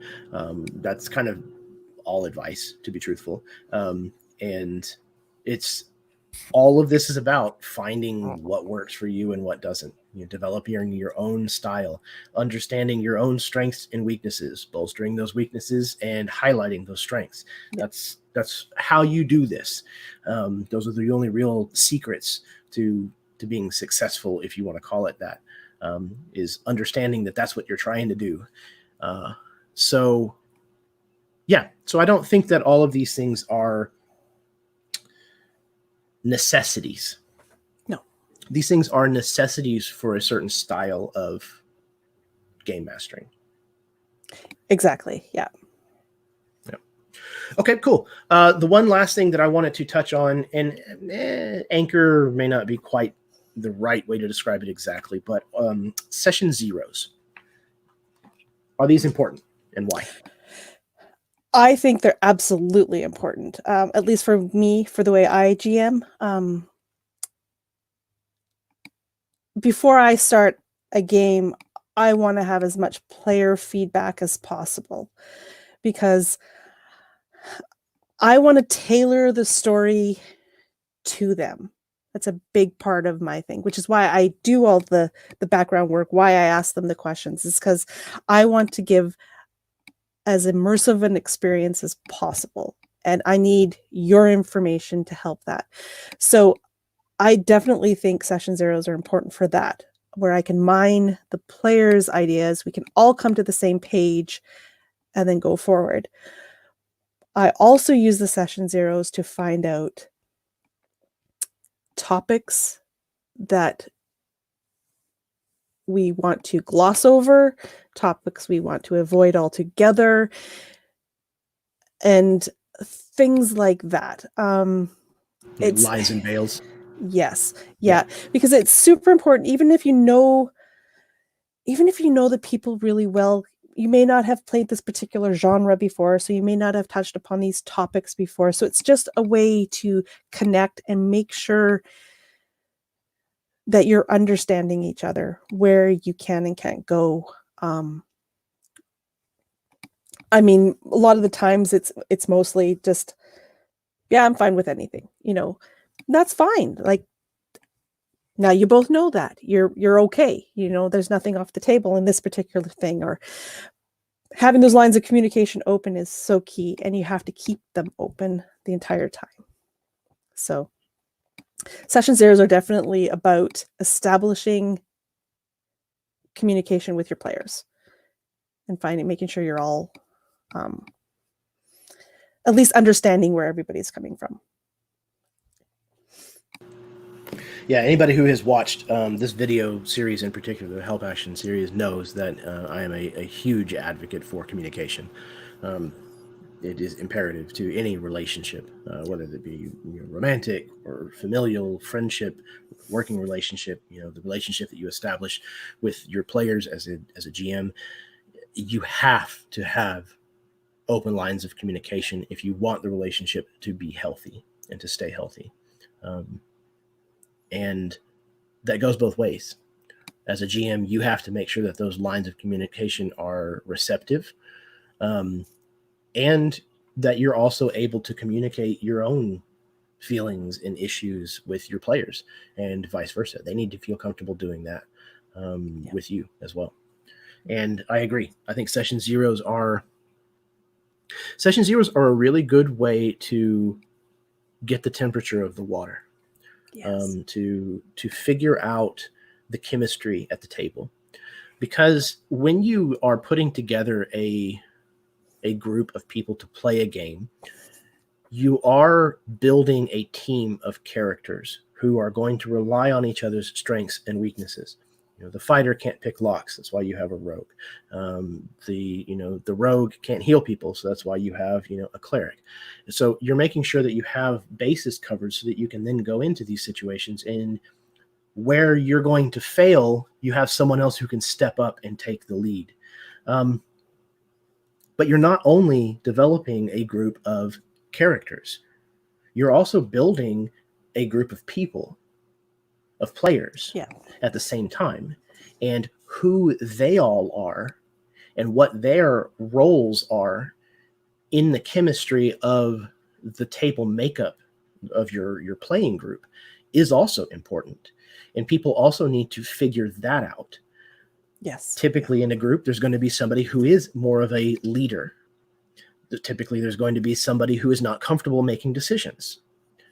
Typically there's going to be somebody who is quick to make decisions, but isn't always the best one to make the decisions. There's going to be people who are very prone to bickering with each other, or they might bicker in fun. And that's going to be something that, sitting down in a session zero, it establishes a lot of that. It gets that kind of stuff out in the open and already working, and everybody can kind of understand what role they're going to fulfill, both as a player and as a character, in the upcoming months or possibly even years that you may be playing with this group. Exactly. I guess I want to say one thing too about the session zeros. Like, this is specifically for a campaign that I do a session zero with let's say a one shot, or if it's just a mini campaign, it's only going to be a few sessions. I probably don't do a full out session zero, but there's still those lines of communications done before the game. It could be through chat or one-on-one or whatever, some sort of session zero is happening, even if it's not like an official getting together as a group to do a session zero. Yeah, I think it's definitely the kind of thing where the effort should match the length of the involvement, the commitment. Exactly. If you're going to be sitting down and playing for weeks, months, years, then dedicating an entire session to sit down and have a session zero, I think is more helpful than it is harmful. But yeah, for a one shot or a trilogy or whatever, you can take care of most of the business that you need to take care of just in chat. Exactly. Yeah, just talking things out ahead of time. Session zeros are also a really good place to explain why you might be asking people all of this information. Say, look, I know that it's a lot to ask for up front. This is kind of why I'm asking you guys. Talking to each other face to face, virtually, like we're doing here or what have you. You're able to move a conversation along much faster than you can via text. So with a lot more ground to cover for a session zero for a campaign, it's usually better to do it in person.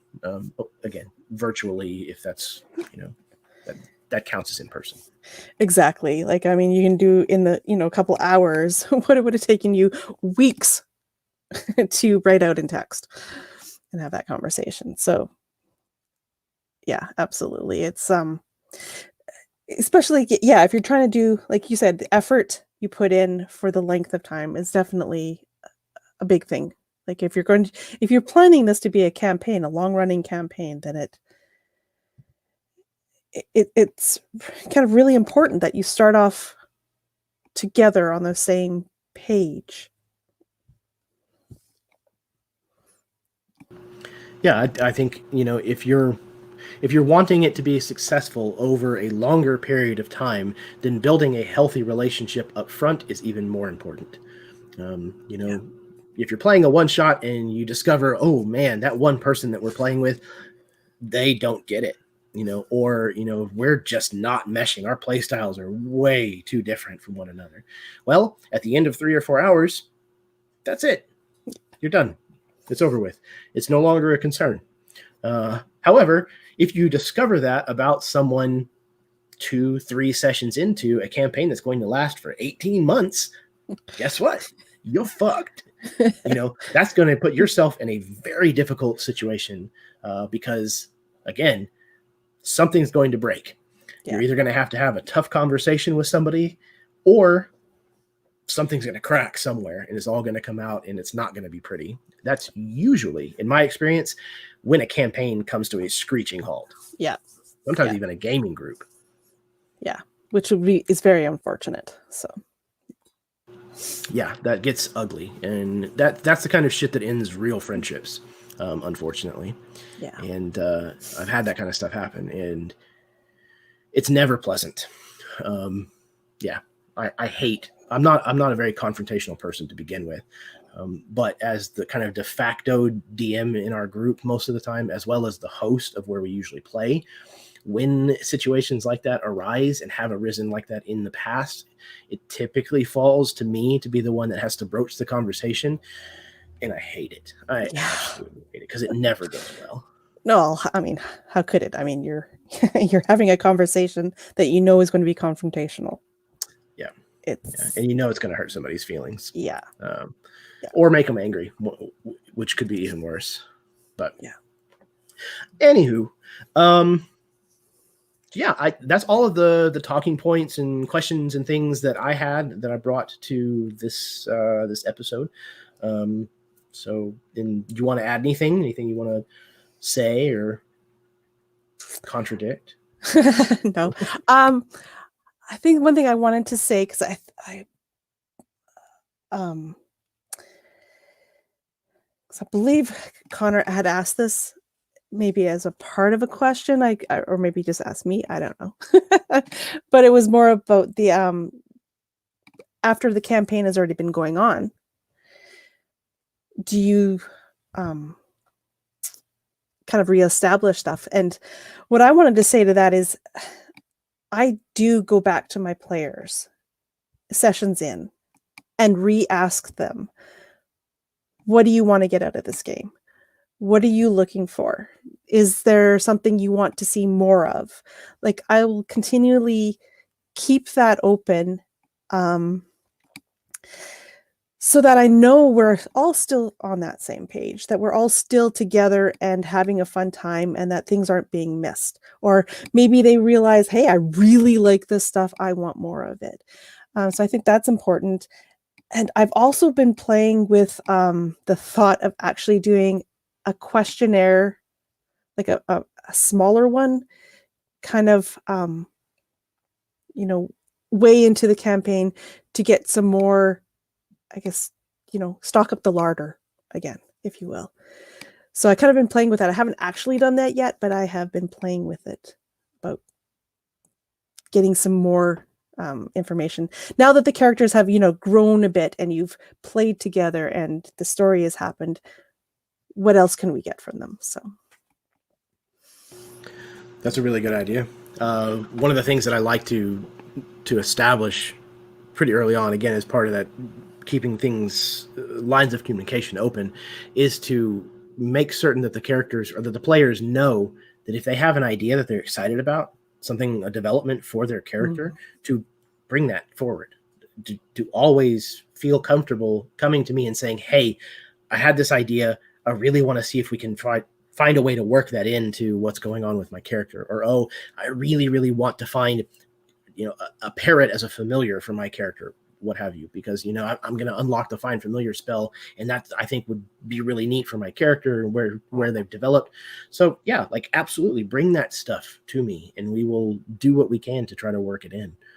Yeah, absolutely. Because not only now, but you may have been playing for months. Your character's motivations have changed. So it's good to keep, to touch base again to find out, well, what are your new motivations? Where do you want to go? And having the players come to you and saying, I want to do this with my character, or this would be really cool, is gold. It's that cake, Yeah, that for me shows that you've been thinking about the game away from the table. And to me, that's the ultimate flattery as a GM.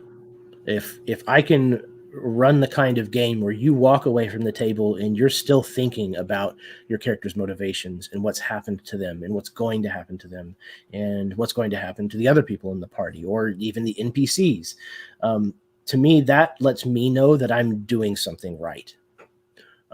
Because if the story that we're telling together manages to stick with you that much, then it can't be anything but good. Opinion.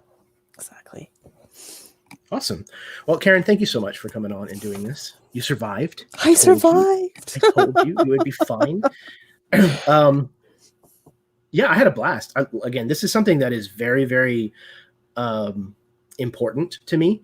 It's something that I've started doing, like I said, over the last several years and have kind of cultivated into my own little ritual that I feel comfortable with. And so it is very important to kind of share that with everybody.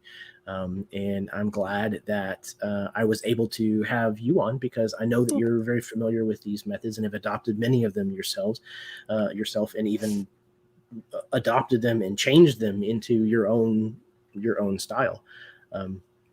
So it's been nice to kind of sit down and do a little bit of back and forth with this. So thank you. Thank you for having me come on and talk with you about this, because I really enjoyed this. This was a lot of fun. So thank you. Good. I did too. These are always really good things to sit down. I like talking about gaming. I always kind of have. Playing is obviously the best, running a game, playing. That's what we really like to do. But sitting down and kind of hashing out a lot of these concepts and kind of peeling back the layers onto why some of them are okay to implement into your game, why what makes some of them tick and work, and kind of pick apart gaming in general, again, the art or science, whatever you want to call it, Yeah. about this. It's always fun to kind of sit down and have the chance to exchange with someone else and get their ideas. And even though I get the chance to game with a pretty wide variety of people, most of that time is spent talking about what's happening in the game, talking about what's going on with our characters. So this kind of thing gives me the opportunity to really get to know people a lot better. So it's a joy, honestly, to be able to sit down and kind of focus in on a particular topic with someone, especially when I can find someone who has a good level of investment in the topic that we're talking about. That's always the sweet spot. So, Perfect. Where can people find you? What do you have going on? What do you want to plug? Well, you can find me. Well, I have a YouTube channel called Myth and Gears, where those games that I've been mentioning that aren't D&D 5e but are Genesis can be found. And if I'm not there, I'm usually here on this channel playing some lovely games. And I'm also on Dice and Ice and Mini Terrain Domain is where I spend most of my time. I spend a lot of time online gaming because we love that. Because it's good stuff. It's good stuff. It's hard to get too much of it. Well, I say that. It is not hard to get too much of it. You very, very quickly learn your limit and go, oh, shit, I shouldn't. No. But until you get to that point, it's great rotting your teeth out on all the sugary goodness that comes from online gaming. Yeah, absolutely. Go check out Karen's channel. You should be able to find the link to that in the description of this video down below. She does run a fantastic game where I get to play an air captain. An air captain? What the hell? An air pirate captain. Captain of an airship. There we go. There you go. Yeah, we just got to play that yesterday. God, it's going to be a long week. Yeah, that's a great group of players as well, and a really fun setting. And we get to do all kinds of gross, gnarly pirate shit, which is always fun. So, and then, yeah, you'll be able to see Karen again here on the channel on Friday as we play the second episode of the Key to Atlantis campaign, which is kind of a pulp action 1940s Indiana Jones-ish treasure hunting type thing. And then later on in the month, Karen will be coming back yet again for our monthly campaign, Beneath the Banner Shadow, which has been taking some very exciting turns as of late. And the character that we mentioned earlier, Eddard, should be getting some answers, I think, in the next session. And he has been very patient waiting for those. So I'm very excited to finally be able to have the big reveal, as we talked about earlier. So once again, thank you so much, Karen. Thank you very much. Anybody who may have joined us this evening and given us a question in the chat, or if you are watching in the future, we appreciate that as well. If you like what you saw, please hit the like button, subscribe if you would like. We will continue churning out these help action videos once a month, as long as I can find people who are willing to talk to me. And there's certainly going to be plenty of live plays that are coming at you. So stick around. Until next time, your dice roll high and your snacks always be within reach.